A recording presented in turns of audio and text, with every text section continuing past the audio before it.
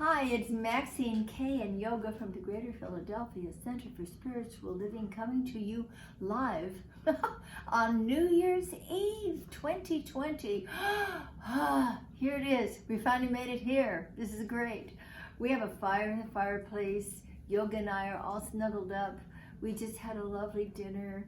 And prior to that, Reverend Mike and I watched a beautiful concert from the New York Met, and it was live, and it came to us from a beautiful opera house in Germany, where they had made everything quite safe COVID-wise. There were 4 fabulous singers, and there was a string ensemble, and that was it. Nobody was in the opera house, but they took all the precautions, and as a result gave us a wonderful, wonderful presentation of many arias and duets and a quartet. And what a lovely way to spend an afternoon as we're finishing this year and having this beautiful fire on the fireplace. And I mean, we just like to spoil ourselves, I guess, because later on we're going to be watching a Pink Martini concert. And Pink Martini is a fabulous band and singers that does world music, and we're very much thinking about the world these days, aren't we? And music is a wonderful way that brings us together. It is a common denominator, and it's a beautiful thing to allow ourselves to enter into the joy of the music and anything loving that we can think of right now, because that's important. What we'll do later also, Reverend Mike and I, since we didn't have the burning bowl this year,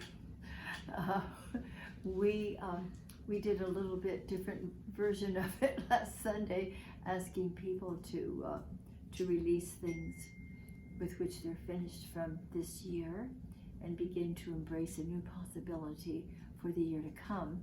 So Reverend Mike and I are going to write down the things that we normally would have written on that flash paper and tossed into the burning bowl, and we're going to toss them right into our fireplace.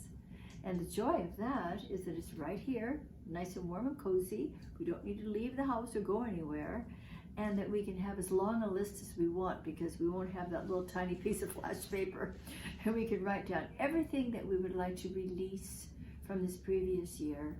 And let's release everything we choose to let go of with gratitude, because everything that has taken place, every situation, every circumstance, and everything within ourselves that we've had to deal with this past year as well, all of it gave us something to be thankful for. All of it, without exception. We've become patient, we've become creative, we've become flexible, we've become kinder, we've begun to be more connecting and loving with people, even strangers. And even though we're primarily just grinning at them through our masks, if we happen to be out and about for a bit, or if we're on Zoom in a meeting, we're connecting with people in a way that's very, very precious, because we really miss that connection. And this one stays connected a lot. So as you think about what you're grateful for, that how you've grown, how you've become more of who you truly are this year, think about how you can take those gifts forward into the next year. And yes, we still have major challenges with COVID. Yes, we still have a lot of confusion and divisiveness going on out there. Let's not have any of that in here. Let's go deeply into our source. Let's allow that divine guidance to show us the way to live our lives with courage and with consciousness and with compassion and with caring and creativity. We have creativity. We have learned so beautifully how to utilize the gifts and talents that some of us didn't even know we had. So I wish you, Reverend Mike wishes you, a beautiful new year, a wonderful, peaceful, sweet, serene New Year's Eve, and a wonderful new day and new year tomorrow, when Reverend Mike comes to give you the first message, the first love note of the year. He's very excited about that. And come and be with us on Sunday morning. We have a very beautiful celebration, Sunday morning celebration, planned for you for the first Sunday of the year. Of course, we're going back to basics as we always do, and we're also going to be focusing on peace on earth, real peace, true peace.